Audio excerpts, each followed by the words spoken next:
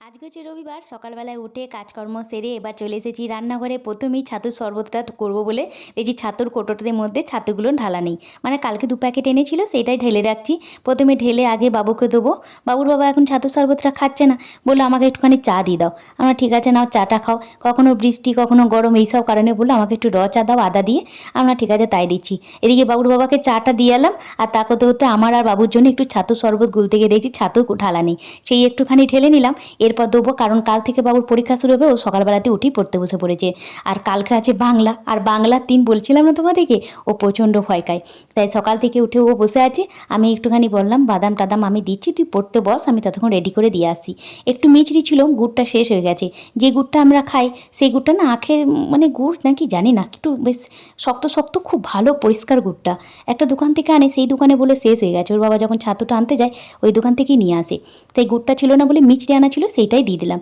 মিচড়ি আর একটুখানি সেই ছোটো ছোটো যেই বাবা লোকনাথের পুজোতে দেখবে দেয় ছোট্ট ছোট্ট মিচড়িগুলো, সেইগুলো আমি এনে রেখে দিয়েছি। এই মিচড়িটা গুঁড়ো করেও রেখে দিই। সেই মিচড়ি একটু পাতিলেবুর রস আর একটুখানি লবণ দিয়ে ভালো করে ছাতু দিয়ে জল দিয়ে গুলে নিলাম, ব্যাস। আর বাদামও ছাড়িয়ে নিয়েছি, এবার বাবুকে দিয়ে দেবো। বাবুকে ডাকলাম একটু নিয়ে যা, ও এসে নিয়েই চলে গেল। এখন মোটামুটি 9:30 বাজছে। ওটা তখন তোমার 6:30 বাজছিল, এখন 9:30। তারপরে কুমড়ো তরকারি করেছি, রান্না বান্না সব জোগাড়জান্তি করেছি। সব কিছু ক্যামেরা অন করে শেয়ার করতে মানে সম্ভব হয়নি আজকে। তাই কুমড়ো তরকারি মুড়ি তিনজনেতে জলখাবার খেয়ে নিলাম। এটা হচ্ছে দুপুর, তোমার ওই 1:45 বাজছে। ওই 1:40-45 বাজবে। এখন দুপুরে ভাত বেড়ে নিয়েছি। ঝিঙে পোস্ত করেছিলাম, ঝিঙে আলু পোস্ত। মটন ছিল অল্প করে। আর এখন বৃষ্টি হচ্ছে, তার জন্য ওর বাবা বললো বাজার যেতে পারবো না, হবে কি আমরা ডিপ ফ্রিজে একটুখানি মটন রাখা আছে, সেটাই করে দিচ্ছি। পাতলা করে আলু দিয়ে পেঁপে দিয়ে মটনের ঝোল, ঝিঙে আলু পোস্ত আর একটুখানি তোমার পাতিলেবু দিয়ে দিলাম, ব্যাস। দুপুরে খাওয়া দাওয়া হয়ে গেছে। এখন তোমার চলছে, আজকে সারাদিন তোমাদের খাওয়া দাওয়াটা শেয়ার করছি। মানে সব কিছু রান্না টান্না করার সময় না ক্যামেরাটা অন করা সম্ভব হচ্ছে না, মানে ভুলে যাচ্ছি। যখনই কাজ তাড়াতাড়ি করে করছি কোনো কাজ, হয়তো বাবু পড়ছে সেখানে একবার গিয়ে বসলাম, তখন আর ক্যামেরা অন করে কী দেখাবো। আবার হট করে এসে রান্না করছি, সেই সময় ক্যামেরা অন করা হয়নি। এখন ধুয়ে দেখো দুপুরে খাওয়ার পর বাসন টাসন ধুয়ে একটুখানি রেস্ট নিয়ে এখন মোটামুটি বিকাল 5:30 6টা। এই সময় বাবু বলছে মা আমাকে একটু হালকা করে কিছু খেতে দাও। আমরা ঠিক আছে তুই কী খাবি বল। ও প্রথমত বলে যখনই কিছু খাবো তখন ও এক চান্সে বলে পাস্তা। ওটাকে কি বলে জানো ও মজা করে? পোস্ত পোস্ত। আমি বুঝতে যাই হোয়াইট সস পাস্তা, মানে হোয়াইট সস পাস্তাটা ওর সব থেকে পছন্দের। আর ম্যাগিটাও পছন্দ করে, তো ম্যাগিটা খুব একটা বেশি পছন্দ করে না, পাস্তাটা খুব পছন্দ করে, তাও হোয়াইট সস পাস্তাটা। আমরা দেখবো পাস্তাটা কালকে পরীক্ষা আছে, শরীর টরীর খারাপ হয়ে যেতে পারে, তা পাস্তাটা দেবো না। পরীক্ষার পর যদি ভালো করে পরীক্ষা দিয়ে আসিস, পরীক্ষার দিনই তোকে বানিয়ে দেবো। তাই জন্য আজকে আমি একটুখানি বেশ অল্প তেল মশলা ছাড়া বেশ কিছু একটা বানাতে মুখরোচক ইচ্ছা করলাম। না ঠিক আছে তোরও ভালো লাগবে সেরকমই কিছু বানিয়ে আনছি। দেখছি কি ম্যাগি, আমরা না না তুই পড় না, আমি তোর জন্য নিয়ে আসি। ও পড়ছে আর আমি চলে এসেছি রান্নাঘরে। এয়ার ফ্রায়ারের মধ্যে একটু মুড়ি ছিল, মুড়িটা অল্প করে একটু মিয়ে গিয়েছিল। ভালো মুড়ি টিনের মধ্যে রাখা আছে, এই মুড়িটা একটু মিয়ে গেছে, ফেলবো কেন, এটাই এয়ার ফ্রায়ারে দিয়ে দিলাম। দুটো ওই বাটার পেপার পেরে দিয়ে এয়ার ফ্রায়ারের বক্সটার মধ্যে মুড়িটা দিয়ে দিলাম, মিয়ানো মুড়িটা চিড়ে অল্প করে চিড়ে ছিল চিড়ে। আর তার সঙ্গে দিলাম একটু কারি পাতা মাখানা, আর একটুখানি দিলাম মাখানা আমন্ড বাদাম তারপরে কারি পাতাটা একটু ধুয়ে দিয়ে দিলাম, ব্যাস। এবার এয়ার ফ্রায়ারে আমি 10 মিনিটের জন্য 180 ডিগ্রিতে ফ্রাই হতে দিলাম। এইদিকে তোমাদের দেখা যাচ্ছে দেখো কত ঘন মেঘ করেছে।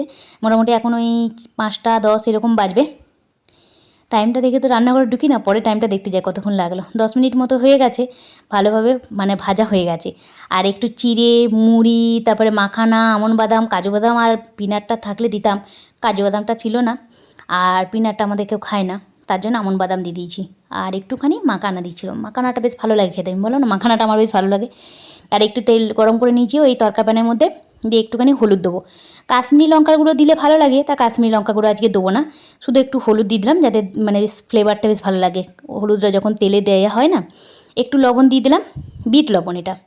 আর একটু দিয়ে দিচ্ছি তোমার ওই মিচড়ি গুঁড়ো, তাহলে বেশ ভালো লাগবে। একটু মানে নুন ঝাল তো নয়, মানে নুন মিষ্টি টাইপের লাগবে ঝালটা। ভাবলাম একটুখানি কাঁচা লঙ্কা কিংবা লঙ্কার গুঁড়ো থাকলে দেওয়া যায়, তারপরে দেখলাম থাক ছেড়ে দিই, দিয়ে কারি পাতার নাটগুলো ছেড়ে একটু নিয়ে নিলাম, ব্যাস হয়ে গেল আমার চটপটা একটা মুখরোচক সন্ধেবেলায়। আর এইটা বানিয়ে রেখে দিলে তোমার এটা কোটোর মধ্যে আমি অনেকক্ষণ বাড়িয়ে রেখে দিই, 2-3 দিন চলে যায় আমার। আবার যেদিন দেখি একটুখানি হালকা করে কিছু সেরকম টিফিনে কিছু নেই, ঝটপট ঝটপট করে এরকম চিড়ে টিড়ে সব কিছু দিয়ে এরকম একটুখানি ভাজা ভাজা করে নিই। একটুখানি তেলের মধ্যে একটুখানি অল্প তেলেই হয়ে যায়। আর তেলে ভেজে চিড়েটা করা বা শুকনো কড়াইয়ে করা অনেকটা সময় লাগবে, আর আগুন জ্বালালেই তো গরমে ঘেমে যাচ্ছি। আর একটু উপর থেকে প্যারি প্যারি মশলা দিয়ে দিলাম, ব্যাস। চলো এবার দিয়ে আসি, বাবু পড়ছে ওখানে, ওর বাবা ওর কাজটাতেই শুয়ে আছে।